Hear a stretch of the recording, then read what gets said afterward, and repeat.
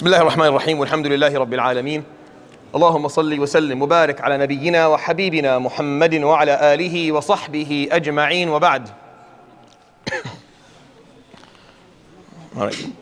So today I will conclude the portion of the persecution of the Prophet sallallahu alaihi wasallam, and I'll start talking about some things that the Sahaba had to undergo. Keep in mind that I leave out a lot.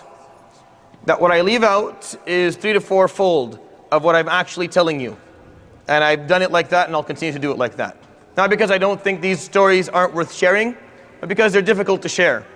A lot of these stories are very harsh and very hard to tell because of what actually happened to the Prophet sallallahu alaihi wasallam, what actually happened to the Sahaba. They were difficult days.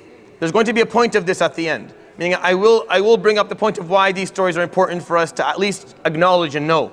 I don't think I have to tell you all the brutality, but you should be aware of the degree of the brutality. You should be aware of the degree of persecution and oppression that our ancestors, that the Prophet ﷺ and the Sahaba had to undergo in order for Islam to actually reach you and I in the form that it did. Interestingly enough, as you will see as we go through the Seerah, that they were persecuted by the people who later on became Muslim, which is in itself a lesson that we will talk about in some length, in some detail. The reason being that a lot of the time you'll be harmed and you'll be oppressed by those who later on will be on your team in the future. Never lose hope in people. Never stop believing in people. The moment we stop believing in people, in the decency of people, in communities, and the strength of communities, and the fact that the communities will come around and will see the light, the moment we stop doing that, we turn into dictators. We turn into control freaks. Forgive me for this phrase. That's what we turn into. The Prophet ﷺ, the people who harmed him the most, their children became the ambassadors of Islam. And from there, when we talk about Quraysh, and I tell you Quraysh did this and Quraysh did that, and they harmed the Prophet ﷺ, who embraced Islam at the end? Who is Islam? Which tribe is Islam known to be a part of the most? Which tribe represents Islam the most? Just Quraysh. It's the same tribe. Those who fight you at the beginning, quite often come around at some point in the future. You just can't lose hope in people. Because as you listen to these stories that I'll tell you about the Prophet ﷺ, what he had to go through, you may think that at some point he would lose it. And he would say, because it's not going to end in today's halaqah. He will continue to be oppressed for the next 20 years of the Seerah. Easy. It'll only be maybe the last couple of months before he passes away, ﷺ, that he'll be free from that level of oppression. But he never lost hope. He never lost hope, ﷺ. He never stopped believing in the decency, and the goodness, and the khair that existed in people. And that is a lesson that we must carry with ourselves. Never lose hope, especially in family. Because the Prophet ﷺ, who is he speaking to in Mecca? Quraysh is his family, it's his larger tribe. He's speaking to family. He never lost hope in family, never lose hope in family. No matter how difficult they make it for you, just continue to do this. Be like him, alayhi salatu wasalam. I'm going to tell you a story today that I think is really important. I give it its own little slot in the Seerah because I think it's important to share with you. Abu Jahl and Uqba Ibn Mu3yad, some say Ibn Mu3yad, doesn't make a difference. These two people were very close friends. By far, those two names are the two names that harmed the Prophet ﷺ and the Sahaba during the Mecca period the most. Abu al-Hakam ibn Hisham, Makhzumi, and Uqba Ibn Mu3yad. These two people, by far, physically and financially and socially, harmed the Prophet ﷺ the most. And they were best buddies. They're very close. They're very close. At some point during the Prophet ﷺ, from the 3rd to 6th year, at some point, he spoke to Uqba ibn Mu3yad, because he's going to the nobles of Quraysh. He's speaking to all the bosses, all the big people, all the intelligent, all the intellectuals, all the leaders. So he spoke to all of them, and Uqba was one of them. And the Prophet ﷺ, began explaining Islam, and Uqba did not want to hear it, at least for the first 3 or 4 attempts. But by the 5th or 6th time, Uqba started to come around a little bit. He started to listen a bit more attentively to the Prophet ﷺ. He started asking questions. ﷺ started to speak to him on his own. They were having one-on-one sessions where he was explaining to him the deen. And then Uqba, you could see on his face that he was slowly changing. He hadn't accepted Islam, but you could see there's something changing in him. The way he talked about the Prophet ﷺ, how he greeted him, how he sat with him, things were changing for Uqba. To the point where the Prophet ﷺ, in some narrations, was telling the Sahaba that prepare, very soon you're going to hear great news. Why? Because it looked like Uqba was going to accept Islam. It was just a matter of time. So the Prophet ﷺ was building up to this moment where Uqba was finally going to accept Islam. He's one of the big leaders, one of the nobles of Quraysh. Abu Jahl, his best friend, had been traveling for the last 3 months. As you know, they were all businessmen, and they would travel رحلة الشتاء والصيف, either to the north or to the south, to sell their merchandise and come back. And it just happened to be the time where Abu Jahl, Abu al-Hakam ibn Hisham, was on his travel with his caravans. And during that period, the Prophet ﷺ was speaking to Uqba. Abu Jahl comes back. This is just around the same timing. This is how it happened. I don't know why. I think maybe for me to tell this story. He comes back. Before he gets to his house, people come up to him and say, you're not going home. You can't enter your home until you listen to us, and you have to do something. And he's explaining to them, well, I've been traveling for months. Let me go home. Let me have a shower. Let me change my clothing. Then I'll listen to you. They said, no. This is the urgency of the matter we want to talk to you about is at the level that you can't go home. You have to listen to this now. So what's the problem? فَقَالَ صَبَأَ صَاحِبُكَ. Your friend is leaving your faith, your religion. He's following اتَّبَعَ مُحَمَّدًا. He's following Muhammad. So Abu Jahl would go immediately to Uqba's house, immediately. And he would knock on Uqba's door. So Uqba would open the door. And he would say, أهلا بحبيبي وصاحبي. Welcome to my friend, I haven't seen you in months, please come in. فقال وجهي من وجهك حرام ولساني من لسانك حرام. I will never speak to you again, I will never look you in the face. حتى تذهب وتبصق في وجه محمد. Until you go and you spit in Muhammad's face. That's what he told him. And he walks away. And he leaves him. Just so you understand what he had to go through. Sallallahu alayhi wa sallam. Sallallahu ala Muhammad. Sallallahu alayhi wa sallam. So he told him, I will not speak to you again. You're not my friend. I don't know you until you go do this now. And he left. So Uqba is now stuck with this dilemma. He's stuck with a dilemma. What does he do? Whenever you tell your kid that you want to move them from one school to the other, right? It's a huge fight. Or if you tell your child we're going to move to a different city, it's a nightmare. If you're a parent, it's a nightmare. Why? Because they don't want to lose their friends. Having friends is very important. You choose where you're going to live. You choose your residence. You choose where, based on the social acquaintances that you have around you that will allow you to feel at home. You need friends. You need people around you to function. It's impossible. I still remember. I'm not that old yet. I remember what it felt like. I used to try to plan my life as a child to be around my friends somehow. And you'll all do that as kids. It's fine. Just as a piece of information, you're going to fail completely. It's not going to work at all. You're going to lose all your friends and you're going to make new friends. This is how life works. And the friends you had a long time ago that you lost will come back around. That's how life is. But you will try. You'll try and plan your life around keeping your friends. You'll be telling your friend, yeah, I'll get a job in this place. You get a job in that place. We'll live in these places. We'll be close together. It never works out. But that's how we function because we want our friends around. It's normal. That's a natural human desire. There's nothing wrong with that at all. It's just you have to learn how to weigh things out because this story is a scary story. It's a scary one. So Uqba is now sitting at home with this dilemma of does he lose his best friend? Or does he stick to what he is now seeing to be the truth? You want to talk about peer pressure? This is the ultimate example of peer pressure. Because what you're being pressured by your peer to do is to leave what seems to you to be the ultimate truth. It's not about where you're going to sit during recess, or it's not about what apartment you're going to get in which building. No. This is about choosing al-haqq or batil. This is like the largest problem, where there's going to be righteousness or falsehood, where there's going to be Jannah or Nar. That is the most difficult question of all. And this person being pressured by his peer to choose one way against the other. Now you may think to yourself, no, my friends can affect me, but not when it comes to this. Not when it comes to Jannah or Nar. And then I have to correct you and myself. And no, it actually works that way. What you're going to hear right now is a very, very typical, classical dilemma and situation and scenario of peer pressure that prevails over doing the right thing.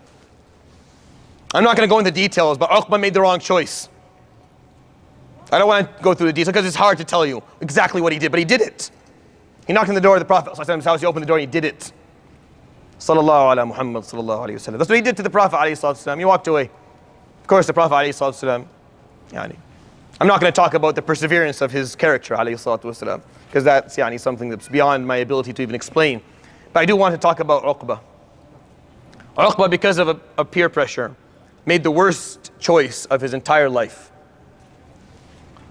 Allah subhanahu wa ta'ala says in Surah Al-Furqan, وَيَوْمَ يَعَضُّ الظَّالِمُ عَلَى يَدَيْهِ.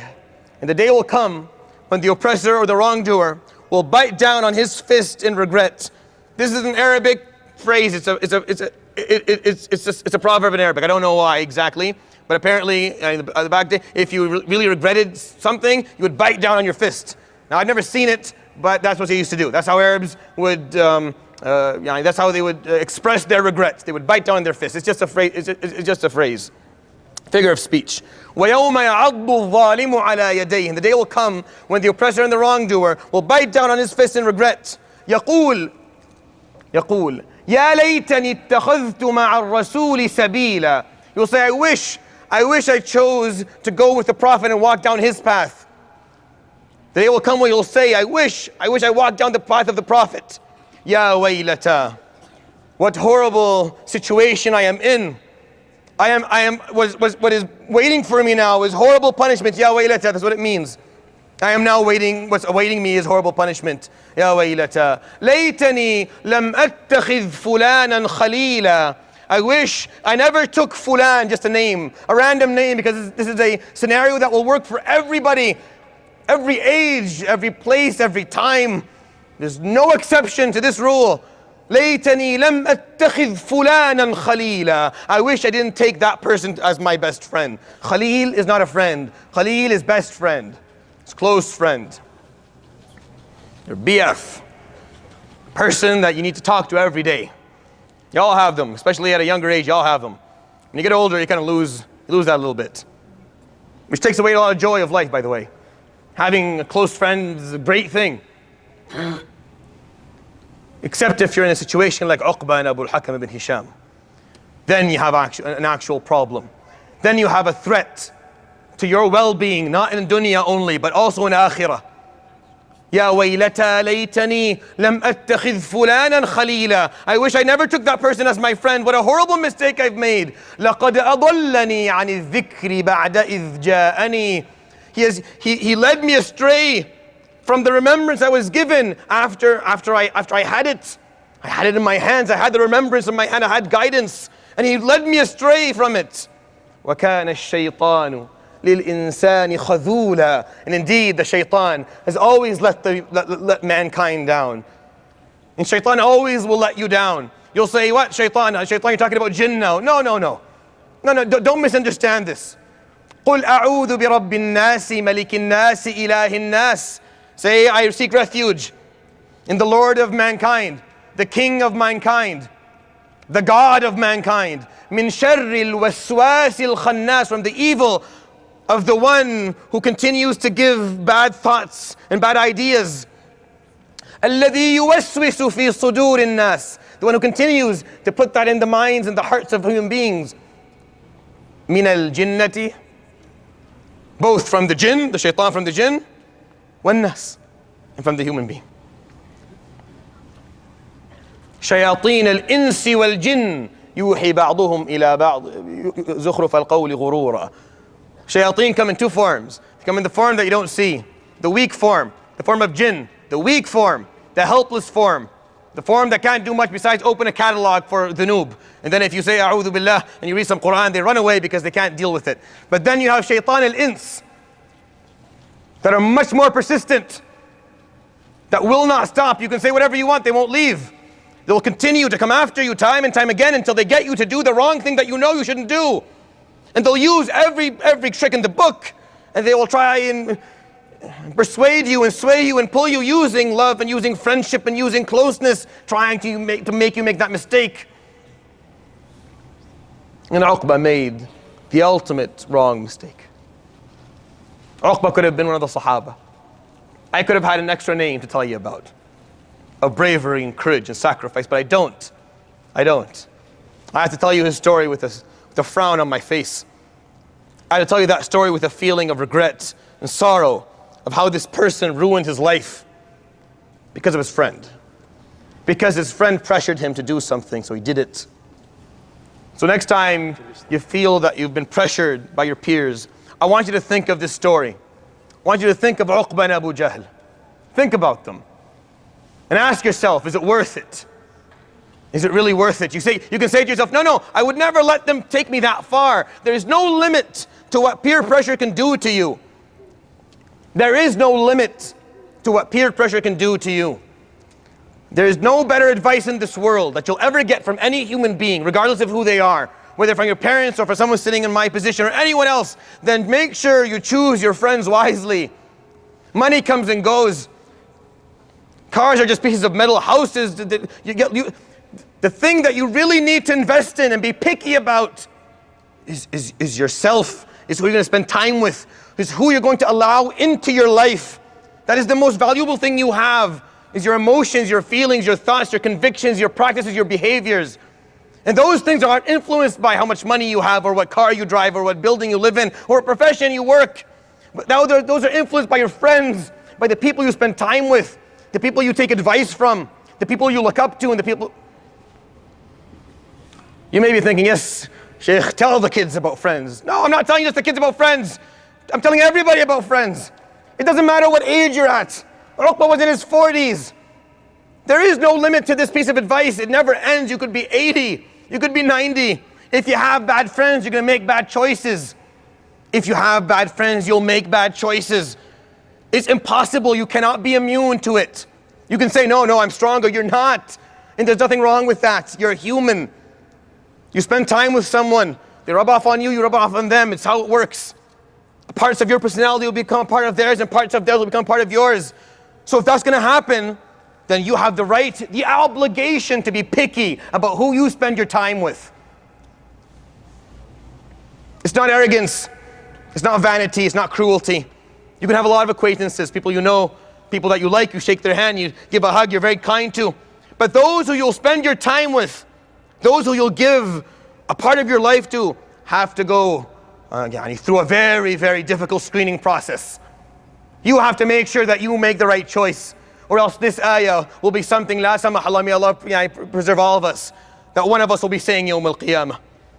The ayah is very generic. It didn't say laytani lam attakhidh Abu Jahl. No, fulanan, just anybody. Anybody who can cause that to you. Anyone who can pull you away from Allah subhanahu wa ta'ala. So yes, my younger brothers and younger sisters, choose your friends wisely. Be very picky about who you spend your time with and who you allow into your life. يقول صلى الله عليه وسلم المرء على دين خليله. The human being follows the religion of his best friend. المرء على دين خليله. The human being will follow the religion of his best friend. That's what he says. فَلْيَنْظُرْ أَحَدُكُمْ مَنْ يُخَالِلْ. So may each and every one of you take a very hard look and long look about who he is choosing to be his best friend or be his close friend. Friendships, extremely valuable in life. Friendships are what make you happy. If you live a long, happy life, it's because you had good friends. Make sure you choose your friends wisely. As younger people, it's hard, I know. It's difficult to do that. But the skill that you will need the most in life is the ability to walk out of someone's life without burning bridges and approaching someone else. That's the best skill that you can win. I am not telling you that if someone has a bad influence on you, that you start a war. What I'm telling you to do is take a step backwards. Just take a step back. Someone has bad influence on you. You know it. Every time you spend time with them, somehow you end up doing something you shouldn't have done and you know it. But you like them. But they're cool. They're interesting. Take a step backwards. Don't burn bridges. Don't start animosities. Just take a step back. It's easy. You become more busy when they're not. That's all it is. Hey, up, no, I have this, no, I have that. Be very, very simple about it. Don't be rude. But if you know that, I've been working with youth for a long time. Sometimes I see two young people. Wallahi, they're really good young men, very good. I know the ma'dan. I know the quality of these two individuals. On their own, they're excellent. Put them together and shaitan is born. Somehow. Their chemistry is not, it doesn't work. Their chemistry, they just have this influence on each other. And they start harming one another, so you put them away. I'm not telling you that the person that is influencing you in a bad way is evil. No. Just for some reason, your chemistry with that person isn't good. It's not helpful for you. Take a step back. It's okay to take a step back from a relationship. It's okay. It's not okay. It's your obligation to do so if you know it's affecting you. I know. I'm getting a bit worked up. But I cannot emphasize the effect your friendships will have on you in your life. Wallahi, I cannot emphasize it enough. No matter how much I talk to you about this issue, there will still be room for me to talk to you about it more. You want to fix your problems? You want to become a better Muslim? You want to be happier in your life? You want to be able to do more, to achieve more, to reach higher? Just show me who your friends are. I get these questions. People come and talk to me about these issues and they're in their 40s and 50s. I ask them a question. Some of them get offended. Tell them who are your friends. And they're like, what do my friends have to do? I'm 50. It doesn't matter what age you are. Who do you spend your time with? The quality time. Who do you spend time with? Those are the people who you are going to resemble. And they're going to resemble you. And that's your zumrah. That's the group you will come with Yawm al-Qiyamah. No one comes walking alone Yawm al-Qiyamah. Maybe one or two prophets who tried their best and no one listened to them.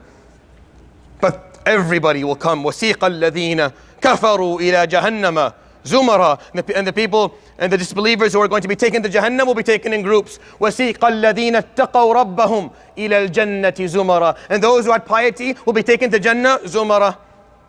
No one's walking alone Yawm al-Qiyamah. Where are you going? Well, Jannah. Where are your friends? No, you're not. No, your friends, go join your friends. Wherever they are, that's where you're going to be. You're going to be with your friends. الْمَرْءُ مَعَ مَنْ أَحَبَّ.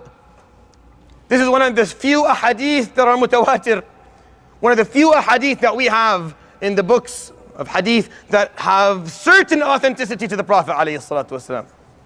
Where and this is the story of it. He is sitting on a camel, he's on the back of his camel, and this Bedouin guy from far away says, Ya Aba al-Qasim, Ya Rasulallah, Mata as-sa'ah, when is the day of judgment? Give me the timing. I have work, just tell me when it is so I can. قال ما المسؤول عنها بأعلم من السائل. I don't know. لكن ما أعددت لها. What have you prepared for it? فقال حب الله ورسوله. I prepared for it the love of Allah and His Prophet. فقال المرء مع من أحب. In the narration, أنت مع من أحببت. The human being will find himself يوم القيامة standing by those whom he loved the most in this life. Whoever you love the most, those who were a part of your heart the most in life, they'll come together Yawm al-Qiyamah. That's why strong families will come together. Spouses that loved each other, truly did, will come together. Families, children and parents will come together. Friends will come together. Nations of believers will come together because that's who they loved. Choose your friends wisely, be picky about it. It's okay. It's the only time I'm going to tell you to be really picky. Don't open the door for everybody. No. Choose wisely. It's your job to make sure that because these people are going to influence you, they're going to touch your life, they're going to make a difference. Uqba almost became an early Sahabi. Uqba is one of the few names that we can talk about in Seerah and say this person is from Ahl Jahannam. It's very rare that I can point out a name and say that person is in Jahannam, except if Allah subhanahu wa ta'ala tells me so. Like He tells me Fir'aun, He tells me names, that I know these people are in Jahannam. I can't do it for most people. But the Prophet ﷺ pointed out a few individuals who died, and he said these people are going to be punished Yawm al-Qiyamah. One of them is Uqba. Uqba went from almost being a Sahabi to being one of the people that we can say with certainty is in Jahannam, wal-iyadu billah. Imagine the difference. Imagine the difference from being a star to being... Why? Because of peer pressure. Because you didn't choose your friends wisely. This never ends. Don't tell me now I'm old, it doesn't matter. It always matters. It will continue to matter till the day you pass away. Your friends will always influence you. They'll always have a positive or negative effect on you. Don't kid yourself and say, I'm mature, much more mature now, I'm much more knowledgeable, I'm much strong. No, you're just another human being like the rest of us. You're just as vulnerable and lonely and scared and in need of support like everybody else in the world. And we get that from our support groups, which is our friends. So choose them wisely, or else the story here will forever be. And this ayah was revealed after the story, by the way. This ayah, you know what comes after this ayah right away? لَقَدْ أَضَلَّنِي عَنِ الذِّكْرِ بَعْدَ إِذْ جَاءَنِي وَكَانَ الشَّيْطَانُ لِلْإِنسَانِ خَذُولًا. What comes after that in the surah? وَقَالَ الرَّسُولُ Ya Rabb. This is the verse right after it, just so you understand how Allah subhanahu wa ta'ala views this. And the Prophet will say, on that day, Ya Rabb, oh my Lord, inna qawmi ittakhadhu hadha al-Qur'ana mahjura. Indeed, my people have chosen to leave the Qur'an behind. Because there is no better friend for you than the Qur'an. If you're left with no one to be your friend, then may the Qur'an be your friend. اتخذوا هذا القرآن مهجورا. They've chosen to turn their backs to this Qur'an, Ya Rabb. Subhanallah. Okay. I hope that story meant something as much to you as it meant to me. A few things happened during his persecution, alayhi salatu wasalam, that served as reminders to those who harmed him of who he was, and reminders to the Sahaba of who he was, alayhi salatu wasalam. Meaning, a few things that kind of just stood out. I told you one of them, when Jamil came, tried to hit him, but she didn't see him for whatever reason. Something like that.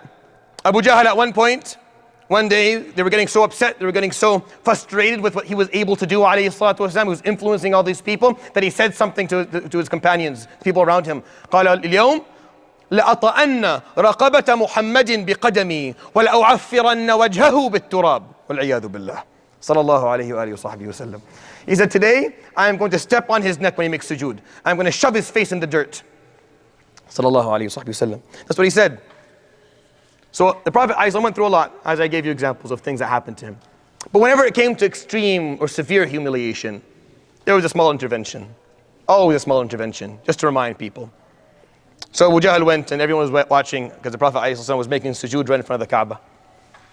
He arrives right beside the Prophet ﷺ, stands for 15 seconds and comes back. He comes back, but he's coming back. فقال, one of the people sitting there, قال لقد عاد إلينا أبو الحكم بغير الوجه الذي ذهب به. Abu al-Hakam has just come back to us right now with a different face than he left with. He was pale. He didn't look the same. Didn't look well. فقالوا ما الخبر؟ رأيناك وقف. You just stood there. What did you do?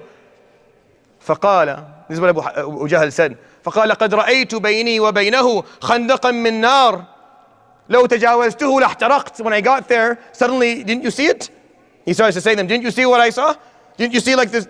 It was this weird trench of fire that was between me and him. I almost got burnt. And they're looking at him saying, what trench of fire? You didn't see, I was just standing there, it was going to burn me. And they're like, what are you talking about? What are you on? What have you been taking? There was nothing there. You just stood there in front of him and came back. And they start laughing at Abu Jahl. That's a small little reminder of his prophecy, sallallahu alayhi wa sallam. He'll be persecuted, he'll be oppressed, he'll be harmed physically, he'll be harmed financially, harmed socially, harmed personally. But when it came to extreme humiliation, Allah subhanahu wa ta'ala kind of gave a reminder to those around him. One day, a Bedouin man came to Mecca. And this man was owed by Abu Jahl money. Abu Jahl had taken from him eggs and milk, because the Bedouins, they had a lot of livestock, so they would come and sell it in the cities. And Abu al-Hakam and Abu Jahl told him, I'll pay you later. Just write it down, I'll pay you later. He did that a few times, and this man would come and say, you haven't paid me yet. You owe me this amount of money. You haven't paid me yet. And Abu Jahl, at a certain point, told him, just go away. I'll pay you when I want to pay you. Just leave. He's a weak man, he's poor, he has no tribe to... Abu Jahl didn't feel that he had to do anything about it. So this man comes to the middle of Mecca and he starts calling, saying, who can get my haqq for me? Man ya'tini bi haqqi. ظلمت, I've been oppressed, I've been I'm poor, I want my money. No, can anyone get me my money from this person? So as a joke, some of the mushrikun sitting around the Kaaba thought it would be funny if they did this. If they called the man, فقالوا نعم نعرف رجلا يأتيك بحقك. You know someone who get your money for you. Someone who knows Abu Jahl very well, who Abu Jahl is afraid of. Who, go to Muhammad. Sallallahu alaihi wasallam. Thought it was a joke because Muhammad, of course, they don't get along at all.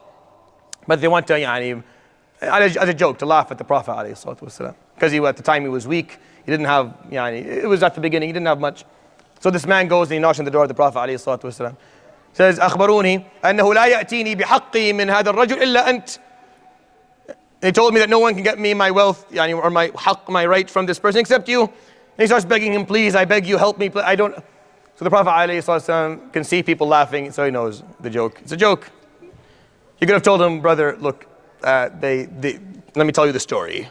This is what's going on, and they wanted to play a joke on you. فَقَالَ نَعَمْ آتِيكَ بِهِ. He said, yes, I will get you your right for you. Sallallahu alayhi wa sallam. So he took the man by the hand, and he goes and he knocks on the door of Abu Jahl. He doesn't know what's going to happen next. Alayhi sallam. He was just that type of person. Didn't matter. He never. By the way, this guy never. We don't know this guy's name, and we have no information about whether he ever became Muslim or not. And the Prophet ﷺ never sold it. Like he never came and said, oh, before we do that, how about you become Muslim? No, none of that. You're oppressed. Let's go and fix this now. But Ya Rasulullah, you have nothing. You have no leverage. You have no ability. That's fine. There's an oppressed person. I'll go and do my best. I'll go and do what will make me Yawm al-Qiyamah at least someone free from blame. As they say, يَرْفَعْ عَنْهُ الْعَتَبْ, to take away the feeling that I didn't do anything, that I watched as someone was oppressed. So he took him by the hand and he goes and knocks on the door of Abu Jahl. So Abu Hakam opened, the people are laughing. Some people follow to watch to see what's going to happen next because it's going to be hilarious. Abu Hakam Ibn Hisham is going to kick them both out and curse them off. It'll be great. So he knocks on the door. Abu Jahl opens up. The Prophet ﷺ says, Ya Abu Hakam, أَلِهَذَا الرَّجُلِ عَلَيْكَ مَالٍ? Do you owe this person money? يقولون فسكت أبو جهل. So he was quiet. فأعاد عليه صلى الله عليه وسلم. So he repeated it again. You owe this man money. فقال نعم. He said, yes, I do. I owe him money. فقال اذهب فأتيه بماله. Then go inside and get him his money. فقال نعم. So he goes inside and he comes out with a bag of money and gives it to the man. And the man stands there and he prays and he thanks the Prophet عليه الصلاة والسلام. The Prophet صلى الله عليه وسلم takes the money and leaves. Now the people who thought this was a joke are standing there looking at each other. So they come to Abu Hakam. What did you do? This is not how this was supposed to play out. ما فعلت. أخفت من أصابات. Did you leave your whatever? Are you a Muslim? What's happening? فقال ما رأيتم. Didn't you just see? قال ما نرى ماذا? What are we going to see? He came with the guy and he asked you for the money and you gave it to him. فقال كان خلفه فحل إبل ينفخ نارا. Behind him was this huge camel was blowing fire. والله أحرقني لو ما آته بماله. He was going to burn me if I give him the money. قالوا فحل إبل ماذا? What are you talking about? Camel who? There's no camel. Are you psychotic? What's wrong with you? What's going on? Sallallahu alayhi wa sallam. He didn't know that was going to happen. He had no idea alayhi salatu wasalam. He just did the right thing. He just did the right thing. He just did what he knew should be done at that moment. Someone's coming and see, this is the beauty of his character alayhi salatu wasalam. Do you think he would ever come knock on the door, ask him for help, and he would say no later? Never. No chance. No chance you knock on that door and ask for help and be sent back. No chance. If you asked him, if you needed him, he was going to be there with whatever he had. No matter how little it was, no matter how he would offer everything he had. That's just who he was. And the Sahaba who later on learned from him did the same. So you have all these stories in the Seerah and the history of Sahaba doing things that when you listen to it, you're like, nah, that didn't happen. No, that's a made up story. No, it's not a made up story. This is someone who lived with Muhammad, saw him do it and then did the same. They would give up everything. Sometimes they would empty their homes from food and clothing to give to people who are knocking on the door. And you wonder, who does that? No one does that. Yes, some people do that. Muhammad and those who were with him would do that. We're not required to do that much, but to whatever extent we should do something. All right, let's I'll end with that in terms of the persecution he went through alayhi salatu wasalam. The perseverance of the Sahaba is the next part of this period. I'll put it all together inshallah at the end. just want to give you examples of what the Sahaba went through. Again, I'll tell you a fraction of the stories that actually exist in the books. If you want to know all the stories, you have to go back to the books. Read them. They're endless of what they went through, men and women. I'll give you, examples here and there just so you understand. Because if you feel like Muhammad ﷺ is the Prophet, so he goes through all that, because he's the Prophet. But let's talk about, people. People like you and I. People who believed in him, ﷺ, who took the Quran, who said, La ilaha illallah Muhammad Rasulullah. And then this was their challenge. You're going to see their challenge. Their challenge is physical. Their challenge was life and death. Their challenge was loss of everything. And then at the end, all I want you to do is to ask yourself, what's your challenge? What's my challenge? Because it's obviously not the same challenge. Obviously the stories I'm going to tell you that what happened to them is not happening to you and I. Not even close. It's not the same nature of difficulties. But we do have difficulties and we do have challenges. I'm not here to tell you, no, you're fine. No, we do have our challenges. They're just not the same. Identify the challenges that our generation is going to go through so that we can actually do our job. So that if you had lived back then, you could have said, yes, had I lived back then, I would have stood my ground like Bilal did, like Sumayya did. I would have done it. I wouldn't have chickened out and walked away. I wouldn't have turned my back and said no to it. I would have done the right thing. If you're going to say that about yourself, and inshallah you can, then make sure you do it now. Prove it by standing your ground against the challenges you have in this era. Let's talk about Ibn Mu3yad. This is my favorite story. Ibn Mu3yad. Ibn Mu3yad, I told you about him earlier. Like a couple of halaqat, I gave you a small intro about who he was. A young shepherd. Very, very simple beginnings. Very poor family. Very simple background. Not very well educated. Later on, Ibn Mu3yad is going to be one of the most knowledgeable Sahaba that we have. One of the huge fuqaha of the Sahaba who later on not only conveyed the interpretation of the Quran, but a lot of what the Prophet ﷺ said. Someone who actually had a huge influence on how Islam was brought to us. Ibn Mu3yad, however, physically was very, very short. Extremely short. And he was very, very skinny as well. To the point where the Sahaba who were very close to him would sometimes, crack a joke every once in a while about how short and small he was. Just a small guy. Once, they were sitting under a tree chatting, and there was some dates on the top of the tree. So the Prophet ﷺ said, hey, can someone get us some of the dates? It was, the tree was owned by one of the guys there, and he's like, yeah, get the dates. So Ibn Mu3yad, being, the skinniest and smallest, like, I'll do it. So he goes up the tree. So the Sahaba look up, and they see his legs. And his legs were like really, really, really thin. So the Sahaba start laughing. They start saying jokes, like, look at his legs. And Mu3yad can hear. Guys do this all the time. It's just how guys go. And Mu3yad's up there, he's listening to them laugh at his legs. He's fine by it. It's not bothering him. It's all everyone's enjoying. It's a funny thing because he's just really small. He's just very thin. So he's out, messing around with him. Look at your legs. What's wrong? Where's the meat? It was just like twigs. What's going on? So Ibn Mu3yad's laughing. He's taking it. The Prophet ﷺ, however, for some reason, alayhi salatu wasalam, didn't like it. I think because of the story I'll tell you today. My belief is because of the story I'm going to tell you today. That's why I didn't like it. He knew people were joking around, but he didn't like it for a moment. He didn't like it. فَقَالَ تَضْحَكُونَ مِنْهُ. Now you're laughing at his legs. تَضْحَكُونَ مِنْ نَحَالَةِ سَاقِيهِ. You think that very, قَالَ وَاللَّهِ لَهُمَا عِنْدَ اللَّهِ أَوْزَنُوا مِنْ جَبَلِ أُحُدٍ. They're heavier in the eyes of Allah within the scales يوم القيامة than the mountain of Uhud. So they quieted down a bit, even though it was a joke and no one was hurt or harmed. But that's how he felt, alayhi salatu wasalam. I believe because of the stories, Ibn Mu3yad one day, during this, maybe the midst of this 5th year, just before something really important happened, which we'll talk about next time, inshallah. Next time will be interesting because something uplifting will happen next time, not this time. Mid the 5th year, the Prophet ﷺ was no longer capable of standing in front of the Kaaba and reciting the Quran openly. He couldn't do it anymore. The persecution was so heavy, he couldn't do it. And they were being prohibited from reciting the Quran openly. They couldn't do that anymore. So the Prophet ﷺ was sitting one day and was feeling down, and everyone else was as well because they couldn't do that anymore. Their rights were slowly being taken away. فَقَالَ مَنْ يُسْمِعُهُمُ الْقُرْآنَ الْيَوْمِ. Will someone make them listen to the Quran today? Why? Because a beautiful surah had just been revealed. Something too beautiful to keep to yourself. Right?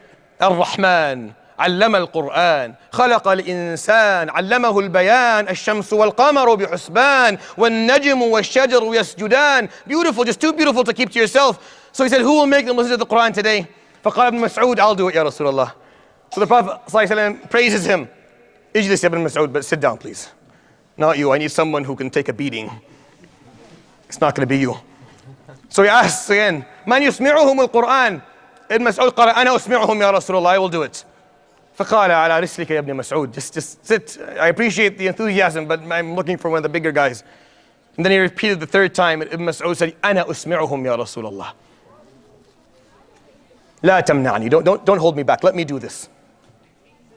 So he gets up, Ibn Mas'ud radiallahu anhu, he goes, أول من جهر بالقرآن, the first person to go public with the Quran with no fear at all, Ibn Mas'ud. He goes, he stands in front of the Kaaba, and he says, أعوذ بالله من الشيطان الرجيم, بسم الله الرحمن الرحيم, الرحمن علم القرآن خلق الإنسان علمه البيان. And they come and they start beating him. They beat him hard. Until Abbas comes in the midst of it and he pulls him out. Abbas wasn't a Muslim at the time, or maybe he was, we don't really know. We don't know what his status was during those days, but he pulled Ibn Mas'ud out. Ibn Mas'ud was brought back to the Sahaba. He's all bruised up and beaten. So they do what they need to do for him. The next day, the Prophet ﷺ says, "Man yusmi'uhum al-Qur'an al-yawm?" Who will make them listen to the Quran today? So Ibn Mas'ud puts his hands up, I'll do it. With all his قالوا يا ابن مسعود, there's no need. قال أنا أسمعهم, I'll do it. And he goes and he reads it again, and they beat him again, and Abbas pulls him out again. And the third day, the Prophet ﷺ asks the same question. He puts his hand up again. فقال لا يا ابن مسعود, you won't do it again. ما أنت بفاعل, you will not do this again, I forbid you. فقال يا رسول الله ما هانوا علي كما هانوا علي اليوم. I've never been less afraid of them than I am today. I don't fear them anymore, Ya Rasulullah. Khalas, I've been beaten, what else I can do? They've done the worst they can do, for look at me. They can't do anything else. ما هانوا علي كما هانوا علي اليوم. I've never been less afraid of them than I am today. Ibn Mas'ud would be the person the Prophet ﷺ would come to him one day, and he would say, Ya Ibn Mas'ud, اقرأ علي القرآن. Read the Quran, I want to listen. فقال يا رسول الله أقرأ القرآن عليك وعليك أنزل. I'm going to read it upon you and it was revealed to you, and I'm going to recite it to you, Ya Rasulullah. You're supposed to teach us. فقال اقرأ يا ابن مسعود, read. فقرأ ابن مسعود سورة النساء. And the Prophet ﷺ was sitting there just listening with his hand on his own thigh.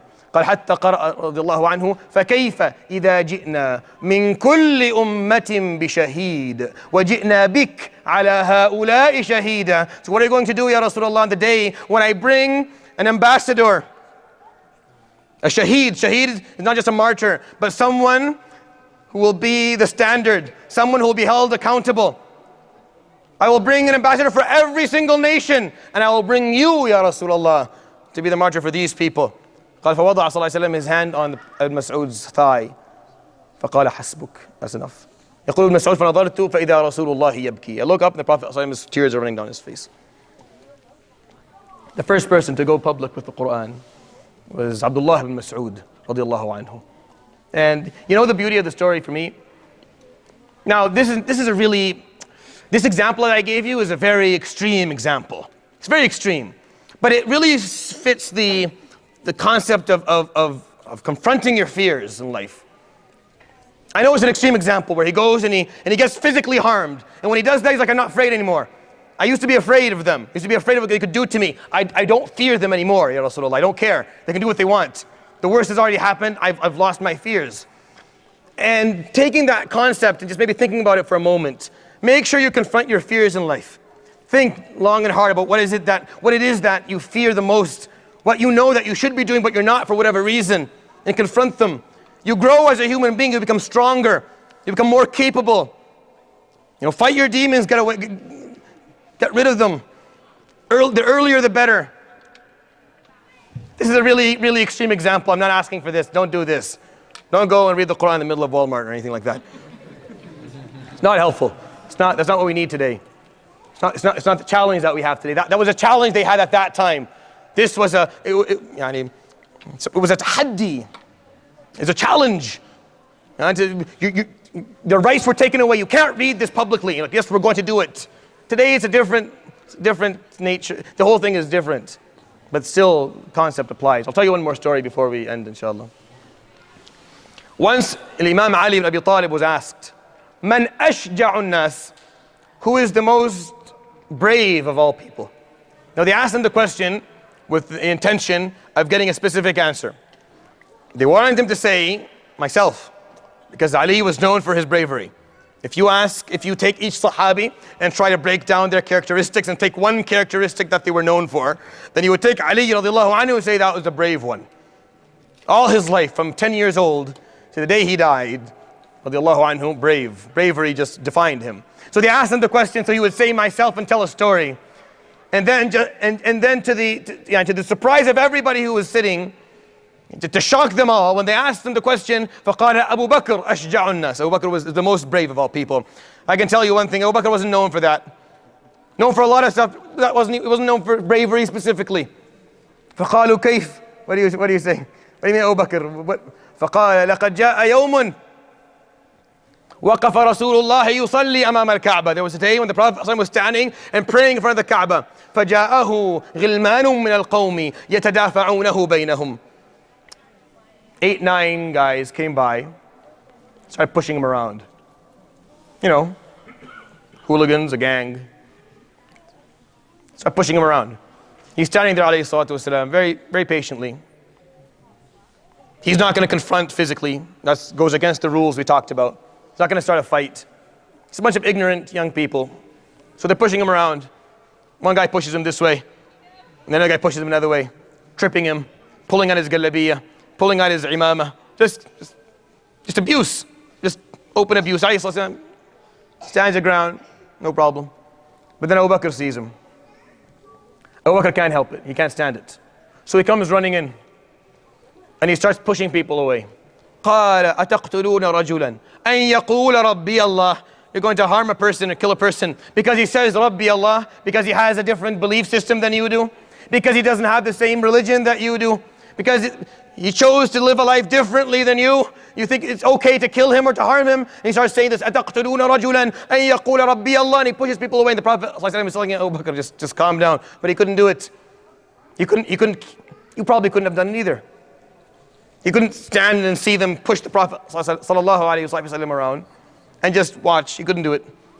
Came to a point where he couldn't deal with this. And Ali was saying, this is the point, is that the other Sahaba were sitting there. The Sahaba were sitting watching. They didn't do anything because they were told by the Prophet ﷺ previously, when they do that, don't. When it's physical, leave them. We're not here to start a fight. So the Sahaba were sitting around. Abu Bakr couldn't sit around anymore. That's his friend there. He's not just his Prophet. He's not just his Prophet ﷺ, he's his best friend. He couldn't do it, so he runs in. Talking about best friends, look at Muhammad ﷺ's best friend. Now look at Abu Bakr. That's how you choose a best friend. So he comes and he starts pushing people around. So these guys who are looking for a fight, they beat on Abu Bakr. And the Prophet ﷺ is trying to get in to pull him out, and they're pushing, it turns into chaos. And finally they were able to take Abu Bakr out. يقولون فكان من شدة ما ضربوه انتفخ وجهه حتى ما عاد يعرف له خد من أنف. They hit him so hard that his face has bruised up to the point you couldn't see the difference between his nose and his cheek. It was all just this mush. You couldn't see anything anymore. حتى ظننا أنه مات, until we thought he died today. He won't make it through this. فأخذ فطبب في بيت أهله. So he was taken to his parents' house where he was going to be taken care of. And he was stayed unconscious for 2 days. This is what happened. قال فلما صحى. The Prophet ﷺ would come every day and visit him and read Quran upon him and make dua. And when he finally woke up, he's lying. قال فصحى. He opened his eyes. They gave him water. They're so happy. Alhamdulillah. فقال ما فعل برسول الله. What happened to the Prophet? صلى الله عليه وسلم. فقالوا هو بخير. He's fine. Alhamdulillah. Nothing wrong with him. أما أنت فقد حصل بك كذا. But you've been out for 48 hours. فقال لا. والله ما أنا بمصدقكم حتى أراه بعيني. I don't believe you until I see him with my eyes. أين رسول الله? Where is he? فقالوا هو في بيت كذا. He's far away, you can't walk. فقال احملوني إليه. You'll carry me to him. I will go and see him now. You're not going to lie to me and tell me he's fine. I need to see him now. قال فحملته زوجته رومان وأمه. He went between his mother and his wife because he couldn't walk. فحملوه. He couldn't walk. فحملوه إلى بيت رسول الله صلى الله عليه وسلم. So they knock on the door. The Prophet ﷺ opens the door and he sees Abu Bakr.